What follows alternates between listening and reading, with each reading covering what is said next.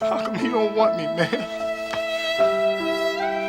That's probably Lamar Jackson right now, as we just saw that T.Y. Hilton signed with the Indianapolis Colts, and also it came out that he turned down a 3-year deal from the Baltimore Ravens. We Ravens fans knew that wide receiver was going to be a problem, and I think a lot of us wanted it to be addressed in free agency rather than the draft, because historically the Ravens are just not able to develop receivers.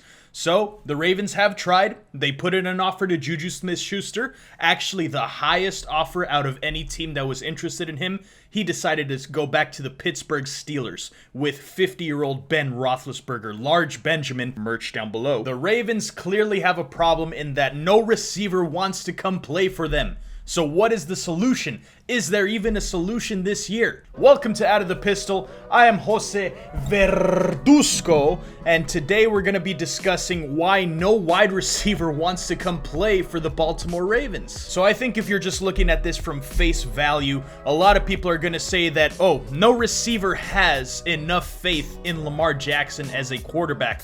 Now, you can sit there and say that. I understand, because people have this idea of Lamar Jackson that he's just incapable of throwing the football, when in reality that is not at all the case. He's just more of a running quarterback, and people are not able to understand that Lamar Jackson does things a little differently from every other quarterback in the NFL. We've seen some amazing throws come from Lamar Jackson. He's just a little bit inconsistent with his accuracy. So say you just want to take it at face value and say that nobody trusts Lamar Jackson. Okay, fair enough. If you want to say that, whatever. I'm not going to change your mind here. If you've been watching the Ravens, as I have, as most of us Ravens fans have, you understand that there is a huge problem with this offense. You can blame the receivers, you can blame the quarterback, you can blame the head coach, but in reality, I think the blame has to go on offensive coordinator Greg Roman. As a run game coordinator, spectacular, amazing, historic even. But when it comes to the passing game, the man is just unable to pull a creative bone out of his body and say, what can we do to keep the defenses off balance? How can we keep them on their toes? Maybe we should run some screens. Maybe we should have some creative routes here. No, nothing. None of that. It's literally just vertical routes and just, very simple vanilla stuff that is just not, conducive to a good passing offense. And that's what I think a lot of the receivers are looking at. They look at the types of plays that Greg Roman designs when it comes to the passing game, and they're just not impressed whatsoever. But even if you don't want to blame Greg Roman, you can, go to a higher level than that. You can really look at the front office and say, why are you giving Greg Roman more of this chance? See, me personally, the way I believe is that you don't need this amazing just run game designer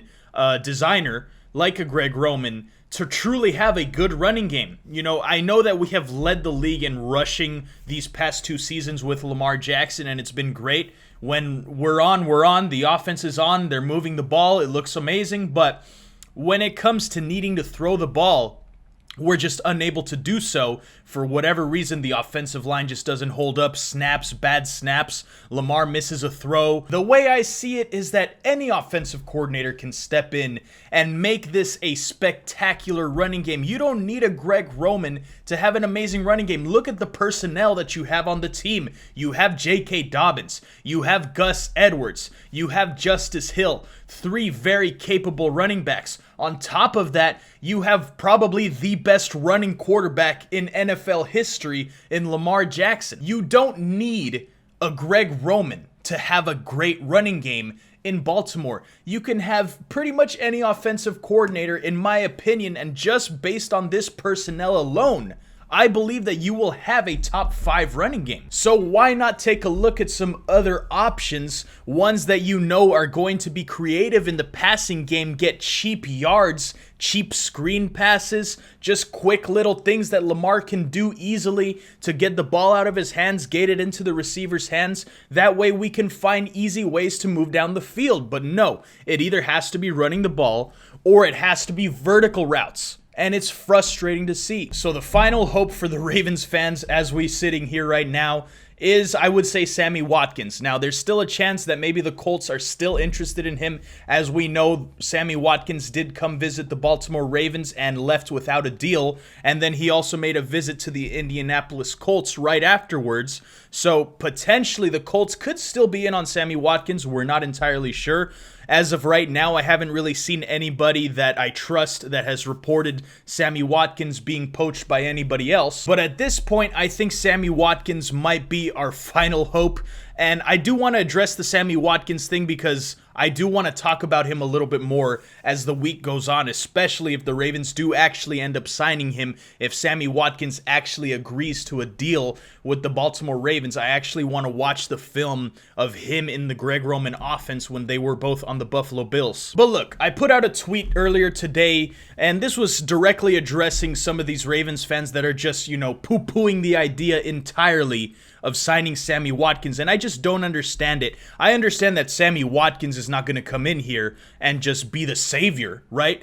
But listen, I'll just read my tweet to you verbatim. Sammy Watkins had the best year of his career in the Greg Roman offense. 60 receptions, 1,047 yards, 9 touchdowns through 13 games. I'm not saying he'll save the receiving core, but I don't understand some fans poo-pooing the idea of signing him. He's only 27, and if he's healthy, why not? Yes, Sammy Watkins has some health issues, but at least we know that he is capable of playing the wide receiver position as he has a lot of experience. And if he can stay healthy, especially in those periods that we need a wide receiver to come through for us, like in the playoffs, why not kick the tires on this guy?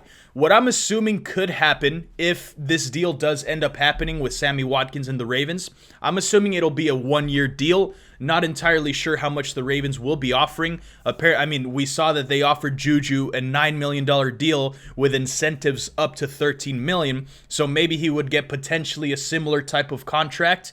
And T.Y. Hilton did just sign a 1-year, $10 million deal to the Indianapolis Colts. Now, I haven't seen the numbers that the Ravens offered T.Y. Hilton. It was reported that they offered T.Y. Hilton a lot less money per year, but it was for a 3-year deal. So what are the Ravens going to do? I think that they have to take a look at themselves and realize this is a problem. No wide receiver wants to come play for Baltimore. What is the reason? I'm sure that you've tried to, entice them with winning. You've tried to say, look, we've made the playoffs the past 2 years.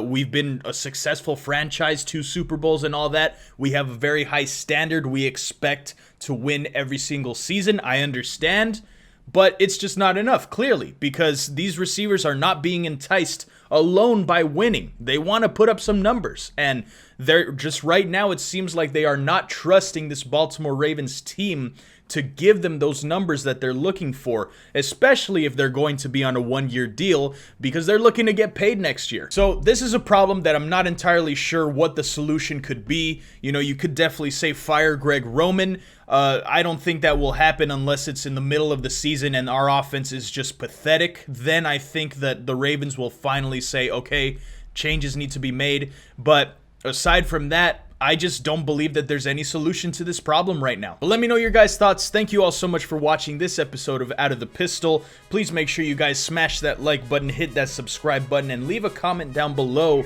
I want to hear from you guys what you guys have to say about this topic. Check out my merch and also follow me on Instagram, Twitter, all the social medias. All the links are in the description box below, and I will see you all in the next one. Later.